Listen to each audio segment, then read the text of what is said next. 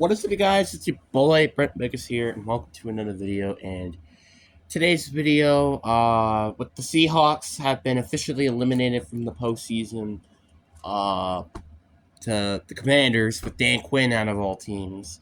I wanted to look back of 2024.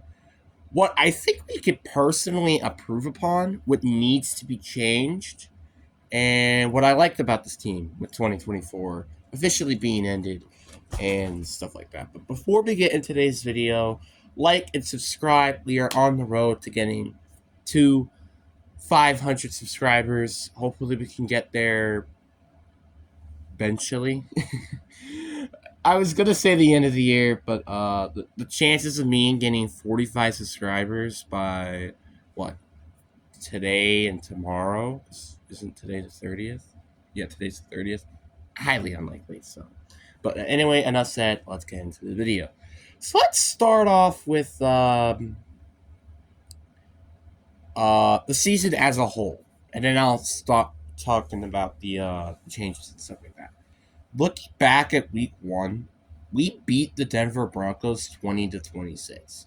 Now the Broncos still haven't clinched a playoff spot after losing to Cincinnati this weekend, but I was like, if I feel like if we win against them now, I still don't know if we would have won that game or not. So that's actually really nice that we did beat them during that part. And then we beat the Patriots and the Dolphins as well later on in the season as well. Obviously, the Patriots didn't become anything special even during when they had Drake May. The Dolphins, well, they didn't have Tyler Huntley. They didn't have Tua. So it's like you kind of have to respect that we just, if we probably win against them now, I feel like even now, I feel like that would have been a really interesting game to watch. But again, it just didn't happen. And week four, when we gone against Detroit, it was 29-42. I remember how disappointing it was to see that Jared Goff had, I think, almost a perfect completion percentage during that game. Or did he actually have a complete perfect? I don't remember. But put the team on his back, and it was ridiculous. And I was like really frustrated too, because our defense before that, we were only allowing at minimum probably like 13, 16 points, because the Patriots and Broncos, they only allowed 20 points. And then the Dolphins, we only allowed 3. This game we allowed 42, which is the most points we allowed it all year. Then we lost to the New York Giants, which was so frustrating. I don't know why, but it seems to be that we always lose to the Giants, except last year. It's just unbelievable to me. How do we keep losing to the Giants out of all teams? It's so weird. Then we lost to San Francisco 49ers, and this is without Christian McCaffrey, by the way. And that was just like a very frustrating game as well. Then, out of the moon, we destroyed the Falcons, which, by the way, if the Bucks lose and the Falcons win, they're in the postseason. So just letting you guys know. But then we kind of got destroyed ourselves by the Bills, which was not surprising to me. Then we got the Rams, who beat us in a heartbreaking overtime game. I actually I actually saw the end of that game. Then we somehow beat San Francisco. I remember watching that game and how that ended out. The Cardinals-Seahawks game, we end up winning the Seahawks.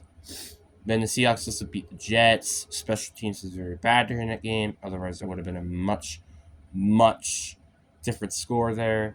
Then we beat the Cardinals. This was also a very surprising win by the Seahawks. Kept us very much alive in the postseason race. Then we lost to the Green Bay Packers, which was very, very... It was hard to watch that game, really. And then the Vikings, we lost to heartbreaker. Then we beat Chicago, but at that point it was too late because, well, we got eliminated anyway. So, yeah. And also the Chicago Bears game, I watched most of that game. I didn't watch the third quarter because there was something that really sadly happened during that night. But this was a very disappointing game because it's like, I understand they have a good defense, right?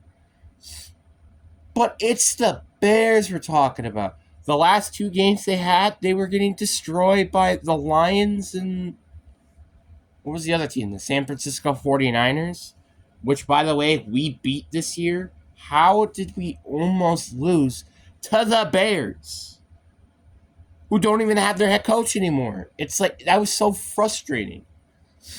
I know a win is a win, but god dang, we should have beaten them by so much more. The offense is super frustrating. Our defense played amazing. Okay, our defense played very well. It was just our offense that just couldn't do anything. So yeah, that is so far the 2024 season for the Seattle Seahawks. Now, what I think needs to, who do I want to get removed from the team essentially? There is one player I could think of in the top of my head. If I wanted to remove somebody, it would be Geno Smith. Geno Smith, let's go back at looking at his stats, right? Geno Smith's stats, right? Let's just look. Let's look at his season stats, right?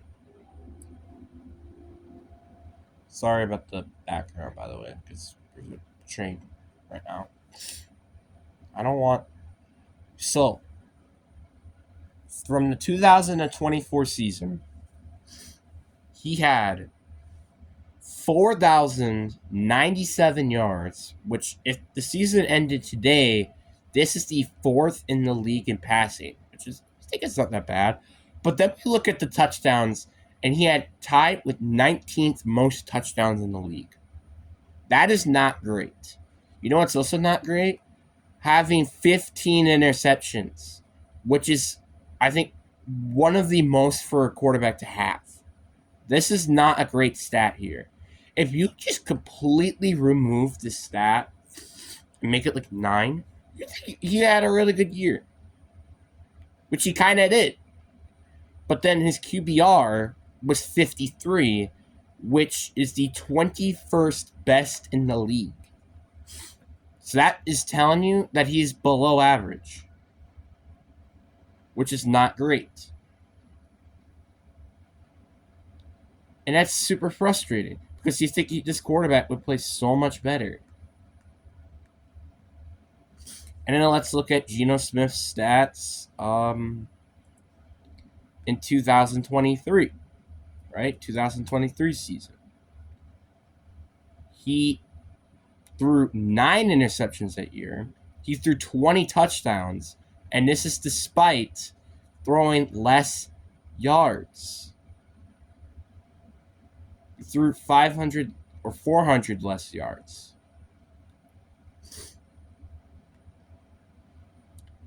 You kind of see what I mean? He definitely, I think, disapproved. And his passer rating was probably higher with the 92.9.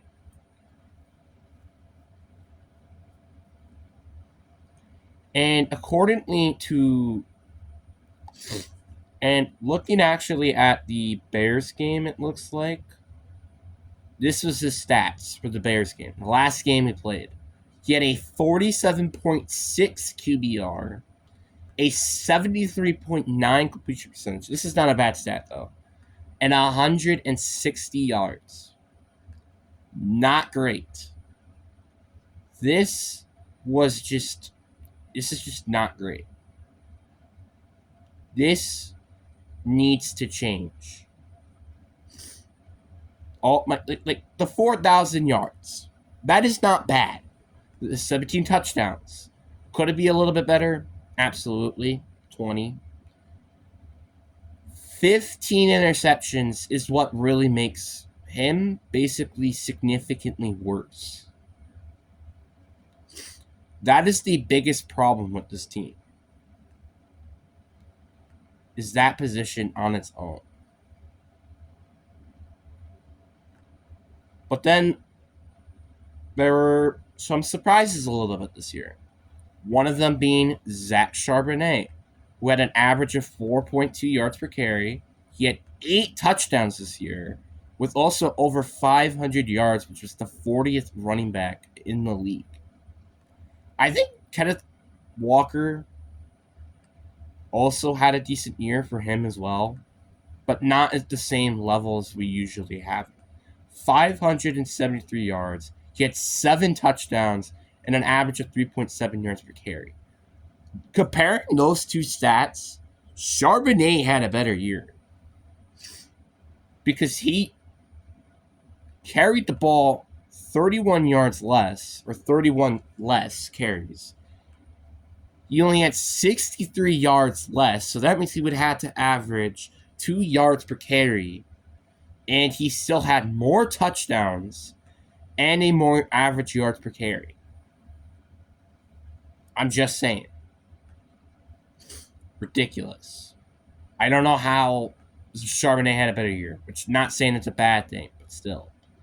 Maybe making him a little bit of a question mark heading into 2024. Then we go at the wide receiver position. Look at DK Metcalf. This is a little bit of a disappointing year coming from DK Metcalf. Having 63 receptions, 939 yards, and 4 touchdowns. Now you're like, you only got 63 receptions this year? That is a problem. I understand he was not healthy most of the year, but that doesn't mean that you should have 63 receptions still. 939 yards. Not that bad. But again, it should be better if it weren't for him not being healthy. The 4 touchdowns is even disappointing even if he missed most of his games. Like if he missed most of even with the games that he missed, this is still disappointing to watch. Seeing him have 4 touchdowns is ridiculous. Then we go look at JSN, who definitely had, without a doubt, his best season of his career, with 96 receptions, 1,121 yards, the 9th most in the league, by the way, 6 touchdowns. This is unbelievable. It's nice looking at these stats. You look at these stats, these are like, wait, are these DK Metcalf? No, this is JSN we're talking about. Which is so nice, because that means we actually have a receiver to look forward to. And then I have to talk about Tyler Lockett for a second here. 47 receptions, 572 yards, and 2 touchdowns. Bottom of the barrel. Bottom of the barrel stats, literally. Then we got to talk about my tight end. His name is Noah Fant. He did miss some of the games during the year, just letting you know. But this is still frustrating. 43 receptions, 437 yards, and 0 touchdowns. Average of 10.2 yards per reception. Ouch. That is not good. So this is kind of telling you, we may need to improve at the tight end position, because this is a bit unacceptable. I ain't gonna lie. Then we'll go at the defensive backs. We're going to look at one defensive back in particular here. His name is Rick Woolen. He had 30 tackles, 1 forced fumble, 3 INTs. He had 6 INTs in his rookie year. Half of what he had this year. Let's go look at his PFF grade. Rick Woolen PFF. Let's just look at his PFF grade. Well, I actually looked at it ahead of time, which is what I did. He had like a 65.9 PFF, which is above average by a tiny bit, with I also think like a 65 in coverage. That is not great. Now, it's like, wait, what are you talking about? He's above average in almost every stat. Except pass rush, which is a different story. But this corner, when we made it to the postseason the last time, he was one of the best corners. Like, there was a consideration in the years to come, he could have been the best corner in the league by this point. I am not joking with this. Now he's just above average. And getting cooked by Christian Watson, who didn't even play this week, by the way. Stupid. Stupid. I just can't say it enough. It's stupid. And there's actually, it's sad to say, but there's actually a consideration that maybe he shouldn't even start next year. This is frustrating because I thought this guy was an amazing player in his rookie year. Now it looks like he's just a piece of garbage.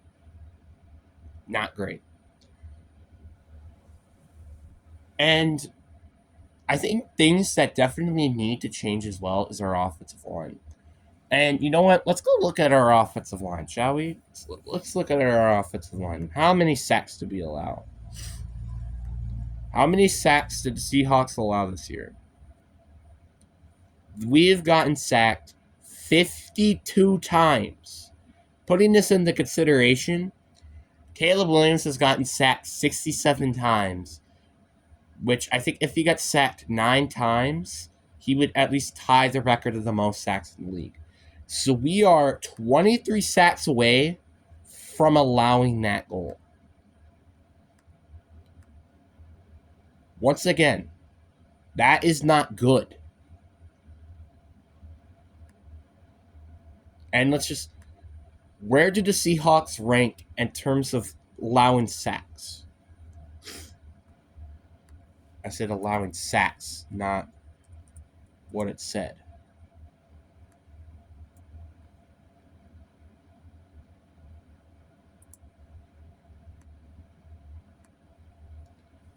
And they're not letting me. Are you kidding me?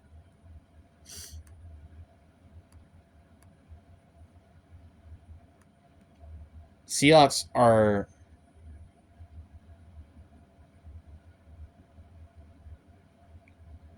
apparently at number 4.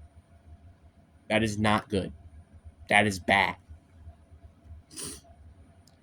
So if that doesn't tell you anything, I don't know what will. But there is something I did like this year. That is not JSN. The defense. Yes, there are some problems with it. But it definitely did improve this year. You want to know why? We got after the quarterback more. Let's look at there's one defensive back in particular, or defensive lineman. Let's look at defensive lineman here. Byron Murphy. I know he might have a little bit of a disappointing year with 12 tackles and a half a sack. But again, he was, I'm pretty sure, in a rotational role, which that is something you have to mention. And this is just his first year. I hope he does get more playing time next year, and I also hope that he actually gets to play more next year. And also, he was also injured most of the years. That also has to mention something.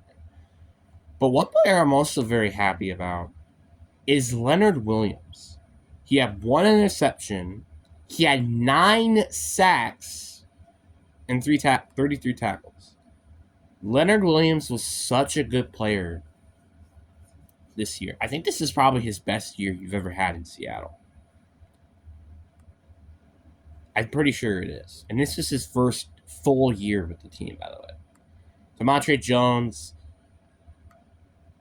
being Demontre Jones, he only had 4 sacks, blah, blah, blah.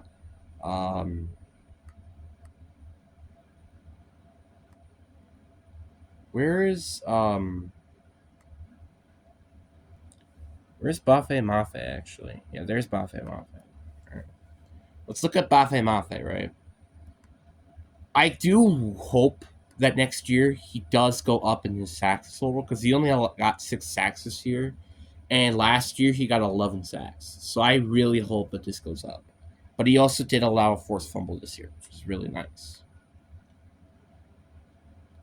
So, yeah. But I think, where is the Seahawks defense ranked? We are ranked 14th in terms of total yards average, which I don't think that really tells you the full story.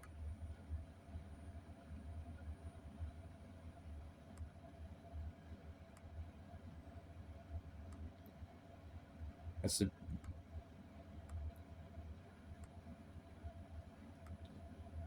so we're 14th in yards per average. I don't know why it's not telling me.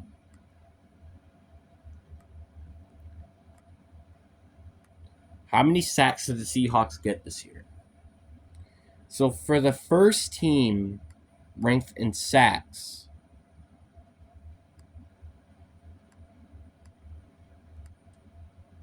Seahawks statistics. I don't know why it has to be so freaking complicated.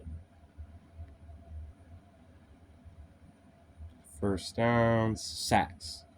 We allowed 52 sacks. Wait, no. Did we get 52 sacks? We got 52 sacks, which is very nice because the Broncos, they got 58 sacks this year, I think. So that means we had 6 more sacks or 6 less than what the Broncos had by this point, obviously, which is pretty nuts. I ain't gonna lie. So overall, there is a lot of things that you can complain about, which is, for example, Geno Smith. But this was an okay year, yes, you could say. But there is one other player I kind of do have to consider that we might want to consider trading. That is DK Metcalf. Now, obviously, I know he had a very good year, despite with all the injuries. But that's an issue. If you're getting constantly hurt most of the year, that is a problem. I don't care how good you are when you're playing. You need to stay healthy, period. JSN played unbelievable this year, but DK Metcalf played pretty disappointing this year. It's like both of their stats flip flop this year. Now, obviously, I if he does end up playing against the Rams, yeah, he's probably going to get over 1,000 yards. There's a very good chance he will get over 1,000 yards in that game. I will not be surprised. But what I will be surprised with is that if we keep him in the offseason and maybe giving him even a long-term extension moving on, because I just can't stand DK Metcalf anymore. The issues that he's had, and also just the fact that, well, he's consistently not getting healthy. And plus, we can get a decent amount of draft capital or just even players in general for DK Metcalf. DK Metcalf, when healthy, is one of the best receivers in the league. Which is the question. When healthy. Because he could have easily had so much of a better year if he just stayed healthy. And I'm getting a little tired of DK Metcalf. So we could potentially, I would say, maybe get like a first and a mid-round pick for exchange of DK Metcalf here. Which is pretty good. Right? Getting a first and a mid-round pick. We do usually go do well with our mid-round picks anyway. Like, that's how, again, we got Bobby Wagner, Russell Wilson, etc. So, I do really hope that a lot of things happen. One, for example, is sacks. Allowing sacks. We need to improve at the offensive line. The offensive line is just awful. Like, you know what? I want to go back at looking at our stats again because I want to look at the offensive line. Like, let's just look here. Charles Cross, right? Charles Cross stats.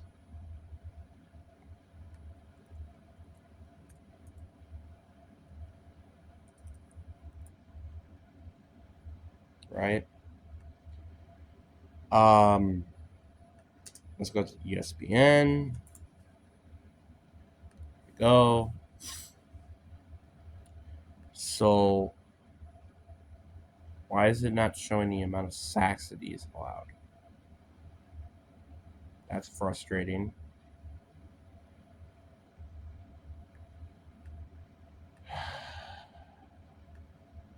Why are you not showing me the amount of sacks he's allowed? Sorry about this.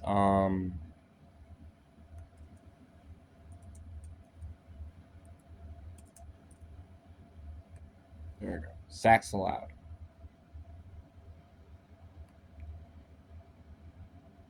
PFF, it's blocked. Of course it is.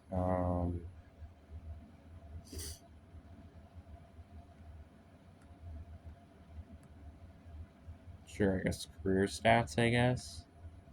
And it has nothing. Okay, that's frustrating.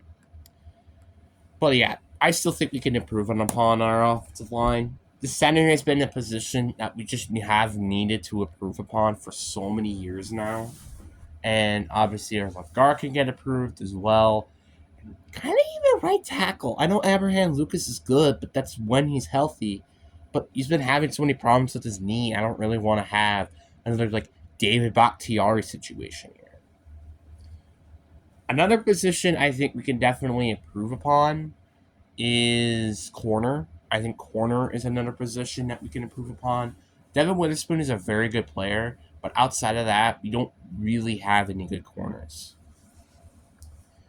I don't think safety needs to be improved. Quarterback can be obviously improved, but I think that's kind of it. Like quarterback, maybe wide receiver, depending if we trade DK Metcalf or not. The offensive line could be improved.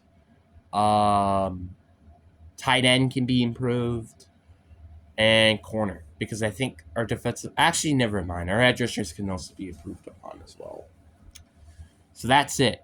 Edge rushers, corners, and I would say that's basically it on defense. And we need to improve our offensive line, tight end, wide receiver, depending on if we trade DK Metcalf, and quarterback. So there's an if with one of them. So 5 technically main positions of need. So not bad, but not great either. And we do have to do something in free agency. I'm getting tired of not doing almost anything in free agency. It's getting a little frustrating. Because you see these good teams right now. You got the Eagles, the Ravens. They improved in free agency. They didn't just improve in the draft. They improved in free agency. I mean, obviously, yes, sometimes it does screw you over, like the Titans did, but or the Panthers. But the point is that we need to improve on this team if we really want to make a playoff run, and I think we can. We just need to improve on the team. If Justin Fields is available, get him right away. Because trust me, I think Justin Fields is a very good player if he's in the right system and actually has a team around him. And do we have a team around him? Absolutely. We just need to also improve on the offensive line a little bit. And again, what's receiving court if DK Metcalf does, well, get traded. Which is, let's just say he did. And the tight end position. I'm tired of the tight end position. So, obviously, we do got some building blocks on this team, like Zach Charbonnet, Kenneth Walker, even though he had a pretty disappointing year. JSN. I'm not going to include DK Metcalf. I'm not going to go into Charles Cross, Christian Haynes, Bafe Mafe, Leonard Williams, Ernest Jones. We just traded. He's had an unbelievable year, by the way, with us. Devin Witherspoon, and Julian Love. We do have some talent. We got some building blocks heading into this year. We just got to improve upon some of these. Do I think this team can win the Super Bowl depending on how their offseason goes? Yeah, I can. I can confidently say we can. I can't say that with a lot of teams, depending on how the offseason goes. And here's the thing. We don't need a perfect offseason to make this happen, like a lot of teams do.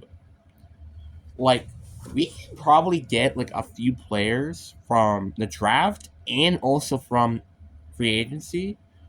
That's really all we need. Let's say, for example, we got an offensive lineman, right? Let's let's get like 2 decent offensive linemen. We got Justin Fields from free agency, who ends up playing average or good even. Not like an elite quarterback, just a good quarterback. Kind of like Kirk Cousins, except you can run with the football. We trade DK Metcalf. Right? We trade DK Metcalf. Then we get a receiver from the draft who ends up playing good. JSN has an unbelievable year because of DK Metcalf leaving, which that still wouldn't be surprising to me. Then we improve upon on the edge rusher, which maybe we could get that from a trade potentially with DK Metcalf. And we draft the corner, and he ends up also being decent in his rookie year. Or he ends up playing like good like Tariq Woolen did. See, that's not unbelievable because this is kind of not surprising. And again, did I forget that I'm leaving out the tight end position as well? Which again, Noah Fant, kind of fine, I guess. We don't have to replace him. I would wish that we could, but it's fine if we don't. So, can all this happen in one offseason? I think it can, because if we just make some decent moves in free agency, I think this can be just a completely different team. My opinion. But anyways, I hope you guys enjoyed this video. Peace.